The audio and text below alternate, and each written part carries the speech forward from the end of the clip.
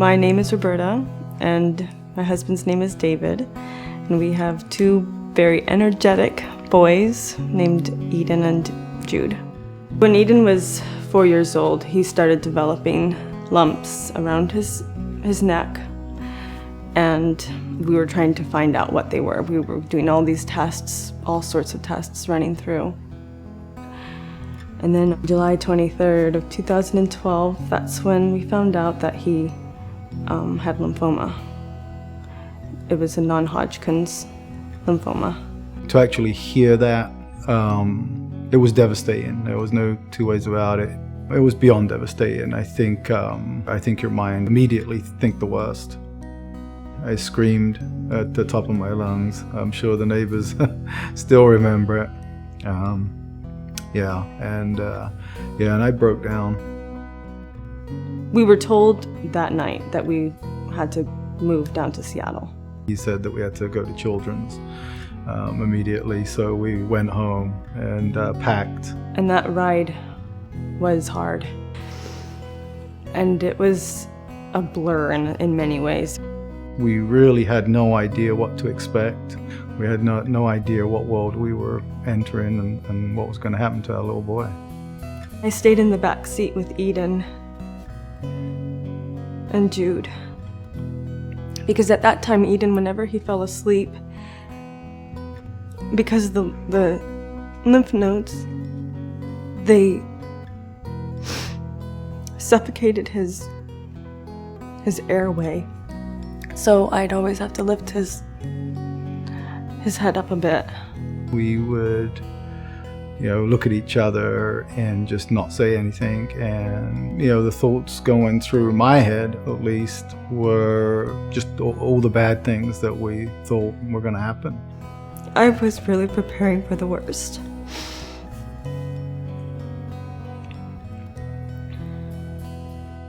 And I remember telling the boys that they were going to be going to a place called the Ronald McDonald House. And they were excited because they heard the words Ronald McDonald.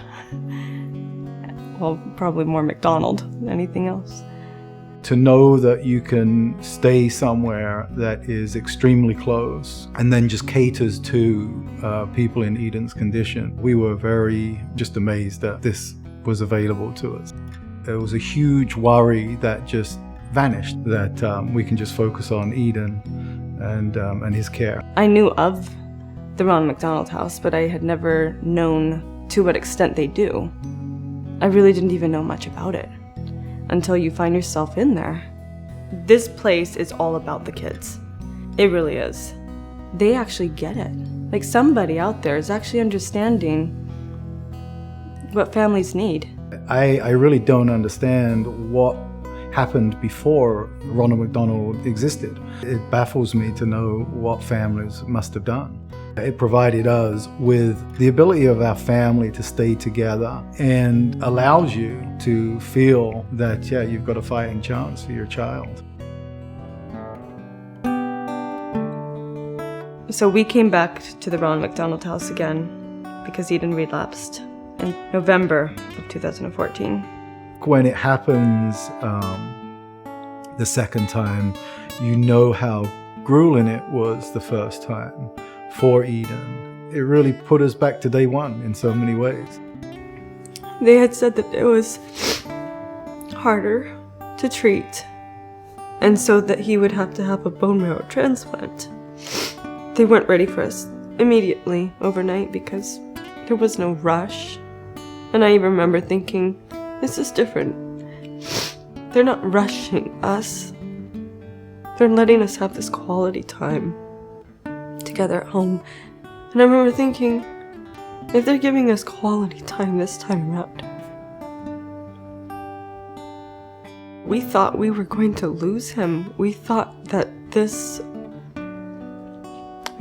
was it.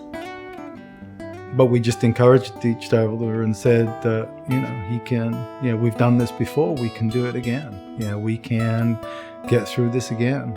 Edan's bone marrow transplant was a success. And his chances are good. We are looking forward to being at home and enjoying each other's company, and we're just looking forward to Edan just continuing to do well and enjoying life. I will forever be indebted to the Ronald McDonald House and Children's Hospital for the rest of my life, for saving Edan, for giving him a chance, for giving us this incredible gift of life. I don't know what we would have done without the Ronald McDonald House. I think you guys do such an amazing job.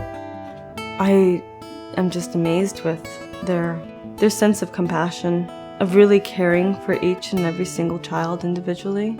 I want to thank them and say thank you for allowing us in your home.